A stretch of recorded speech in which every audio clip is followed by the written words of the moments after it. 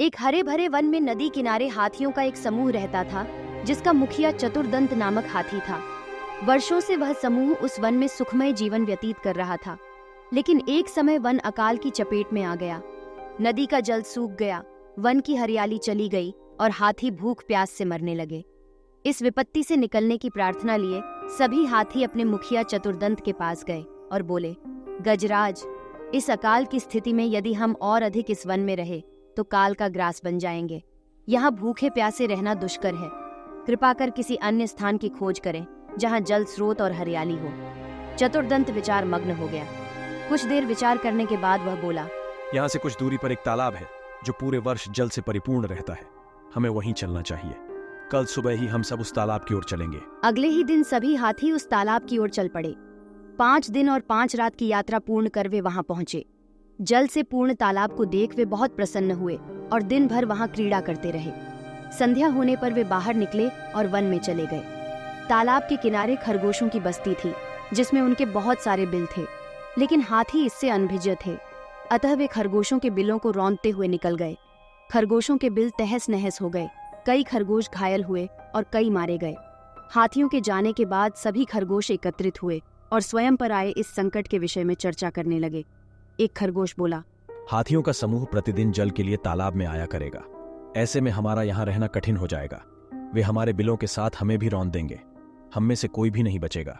हमारा वंश समाप्त हो जाएगा। फिर एक अन्य खरगोश बोला, जीवन है तो सर्वस्व है। जीवन रक्षा के लिए जो संभव हो हमें करना चाहिए। परिस्थिति कहती है कि हमें जीवन रक्षा के लिए तत्काल इस स्थान को छोड़कर अन्यत्र प्रस्थान करना चाहिए। खरगोश अपनी भूमि छोड़कर अन्यत्र जाने के विचार से दुखी थे।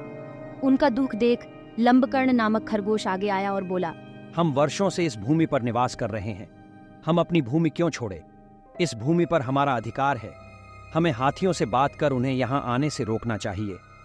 लेकिन उनसे कौन बात करेगा? कौन उन्हें समझाएगा? सभी खरगोशों ने एक स्वर में पूछा। मैं उनसे बात करूंगा और यहाँ आने से मना करूंगा। लंबकर्ण बोला, लेकिन क्या वे तुम्हारी बात मानेंगे? अवश्य मानेंगे। मेरे पास एक युक्ति है। मैं उनसे कहूंगा कि ये तालाब चंद्रमा में बैठे खरगोश का है और उसने आप लोगों का यहाँ आने से मना किया है। संभवतः वे मेरी बात मान जाए। लंबकर्ण बोला। अगले दिन लंबकर्ण हाथियों के मुखिया से मिलने तालाब के मार्ग में स्थित एक ऊंचे टीले पर बैठ गया। जब हाथियों का समूह वहां से गुजरा तो वह हाथियों के मुखिया चतुर्दंत से बोला, क्या आपको याद नहीं, यह तालाब चांद में रहने वाले खरगोश का है। आपको बिना उसकी अनुमति के इस तालाब के जल का उपयोग नहीं करना चाहिए। चतुर्दंत ने पूछा, तुम कौन हो? मैं चांद में रहने वाले खरगोश का संदेशवाहक हूँ। उसने मुझे अपने संदेश के साथ आपसे मिलने भेजा है। संदेश क्या ये है? चतुर्दंत ने फिर से पूछा। संदेश है कि इस पवित्र तालाब में चंद्रदेव का वास है, इसलिए तुम लोग इसके जल का उपयोग नहीं कर सकते। मैं कैसे मान लूं कि यह तालाब चंद्रदेव का है? जब तुम मुझे तालाब में चंद्रदेव के दर्शन कराओगे तभी मैं यह बात मानूंगा और अपने दल को यहाँ आने से रोकूंगा।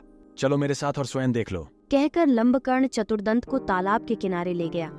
उस समय तालाब में चांद की छाया पड़ रही थी।